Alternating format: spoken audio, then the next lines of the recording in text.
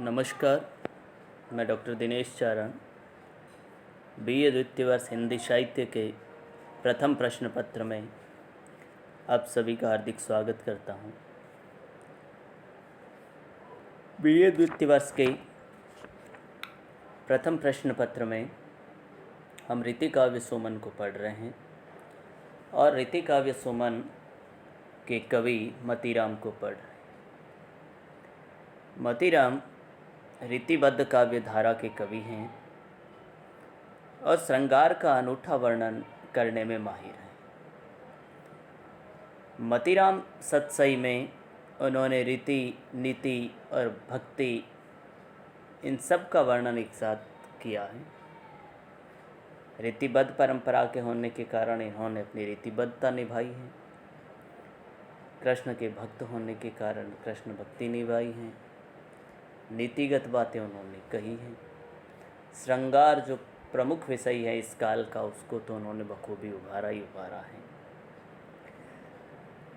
अभी तक हम जो दोहे पढ़ चुके हैं उससे आगे के दोहे से मैं आज शुरुआत करने जा रहा हूँ।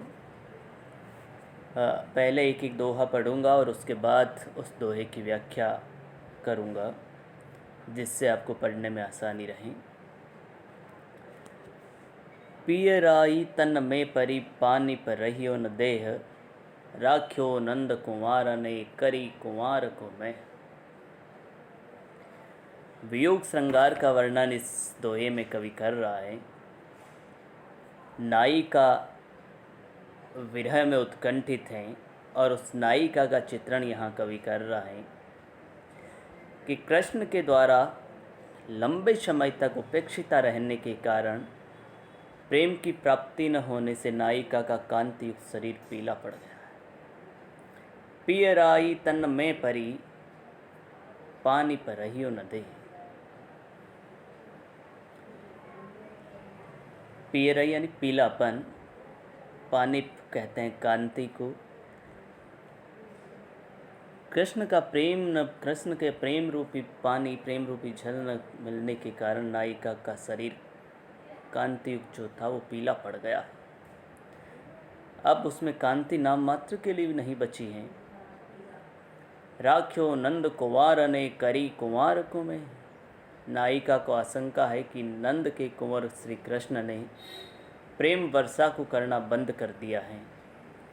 जिस प्रकार माघ के महीने में कुंवार के बादल गरजते हैं परंतु बरसते नहीं, वैसे ही श्री कृष्ण ने अत्यधिक प्रेम करके भी अब गरजने के बाद भी प्रेम की वर्षा करना बंद कर दिया। नायिका की दृष्टि में यहाँ कवि कृष्ण को, नायिका के प्रिय को निष्ठुर बता रहा है और उस निष्ठुरता के कारण ही नायिका की जो कांति है वो फीकी पड़ गई। अगला जो दोहा है उसमें कवि कह रहा है, पिशु न वचन सज्जन चिते सके न फोरी न फारी, कहा करे लगी तोय में तुपक तीन तरवारी।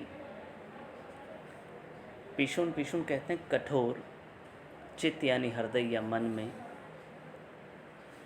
फोरी न फारी, ना फोड़ना ना फाड़ना ना चीरना। कवि कह रहा है कि जो सज्जन लोग हैं उनके बारे में बात करता हुआ कह रहा है कि नीति संबंधी ये दोहा है कि संसार में सज्जनों का चित्त इतना दृढ़, स्थिर एवं शांत होता है कि दुर्जन लोगों के कठोर से कठोर वचन भी उनके चित्त को न भेद सकते हैं और न ही प्रभावित कर सकते हैं। दुर्जन चाहकर भी सज्जनों को दुर्जन नहीं बना सकते हैं। ये वैसा ही है जैसे कहा करे लगी तोय में तुपक तीन तरवारी।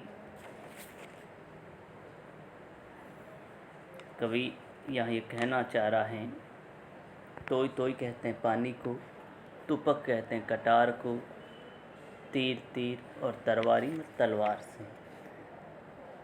कवि कह रहा है कि जैसे कि पानी का सागर अथाह होता है और उसमें कटार, तीर और तलवार गिरते ही डूब जाते हैं, ये तीनों चाहकर भी सागर के पानी को अलग अलग हिस्सों में नहीं बांट सकते, क्योंकि तलवार का काम काटने का है, कटार का काम भी काटने का है और तीर का काम भेदने का है। लेकिन वो कहता है कि पानी की जिस प्रकार के पानी जिस प्रकार से है, पानी की जो तासीर है, सज्जनों की तासीर पानी के जैसी ही होती है कि उन्हें उससे कोई मतलब नहीं है। जो चीज़ें आई वो आई और नीचे डूब गई। तो दुर्जन चाह के भी सज्जन को दुर्जन नहीं बना सकता। ठीक उसी प्रकार जैसे कटार, तीर और तलवार पानी को नहीं भेद सकते, पानी को नहीं काट सकते और उसके पैंदे में जाकर के बैठ जाते हैं। सज्जन का चित्त भी वैसे ही है, सज्जन के चित्त को नहीं भेदा जा सकता। अतः हमें सज्जनों के चित्त की तरह सुदृढ़ एवं हितैषी बनना चाहिए। अगले दोहे में कवि कहता है कि अरुण बरन बर नीन परे, अमल अधर दल मांझ, केंधो फूली दोपहरी और केंधो फूली सांझ। कवि बहुत ही खूबसूरती के साथ यहाँ नायिका का वर्णन कर रहा है कि नायिका के अरुण वर्ण का जो सौंदर्यांकन है, कवि कह रहा है उसमें कि मुझसे उस अरुणिम वर्ण युक्त नायिका का वर्णन करते नहीं बन रहा है। अरुण वर्ण बरनी न परे, वो अरुण वर्ण की है और उसका वर्णन मुझसे हो नहीं पा रहा है। अमल अधर दल मांझ, उसके दोनों मधुर होठ कमल के दो दल हैं, जिनके मध्य से उसका रक्तिम वर्ण आभाषित होता है। कवि कल्पना कर रहा है कि ऐसा संदेह होता है कि केंदो फूली दोपहरी और केंदो फूली सांझ, या तो दोनों होठों के बीच की लालिमा फूली दोपहरी प्रतीत होती है या फूली हुई सांझ, अर्थात दोनों रक्त कमल दल युक्त होठों की लालिमा कवि को भ्रमित कर रही है। वह उसे या तो फूली हुई दोपहरी लग रही है या फूली हुई संध्या लग रही है, अतः उसका वर्णन करना अत्यंत कठिन हो रहा है। यहाँ हम देखते हैं कि कवि ने जिस प्रकार की उपमाएं देने की कोशिश की है वो बहुत ही खूबसूरत उपमाएं हैं। अगले दोहे में कवि कह रहा है कि तिहि पुराण नव द्वे पढ़े जेहि जानी यह बात, जो पुराण सो नव सदा नव पुराण हुए जात। ये कवि का नीतिगत दोहा है और भक्ति प्रधान भी, भक्ति से संबंधित भी ये दोहा है। ईश्वर की उपासना करते हुए कवि कहता है कि ही पुराण नव द्वे पढ़े, नव द्वे नौ दो बार, मतलब 18। ये कवि की चमत्कारिक शैली है, कवि की कलात्मकता है कि वो सीधा 18 पुराण नहीं कह रहा है और वो कहे नवद्वे, पुराण नवद्वे, नवद्वे यानी 2 बार 9, मतलब 18 पुराणों। कवि ईश्वर की उपासना करते कहता है कि 18 पुराण वही पढ़े जो उनके बारे में कुछ तथ्य जानता है। जी ही जानी यह बात, जो उन 18 पुराणों के बारे में जानता है वही इन 18 पुराणों को पढ़े। जो पुराण सो नव सदा नव पुराण हुए जात। यहाँ कवि कह रहे हैं क्योंकि ईश्वर तो सदैव पुराणों की पुरातनता से परे नवीन है। यहाँ जो नव है वो नवीन के रूप में प्रयुक्त हुआ है। वह अपने आप में नवीन पुराण हैं, अतः उनकी भक्ति और पूजा आराधना करना ही नव पुराण का सृजन है। फिर मैं पुराण ग्रंथों का पाठ क्यों करूं, क्योंकि मुझे पुराणों का ज्ञान ही नहीं। जो पुराण सो नव सदा नव पुराण हुए जात, तो नवीन पुराण हो जाता है। यहाँ हम देखते हैं कि यमक अलंकार आया, एक नौ के संदर्भ में आया है और एक नव नए के संदर्भ में आया है।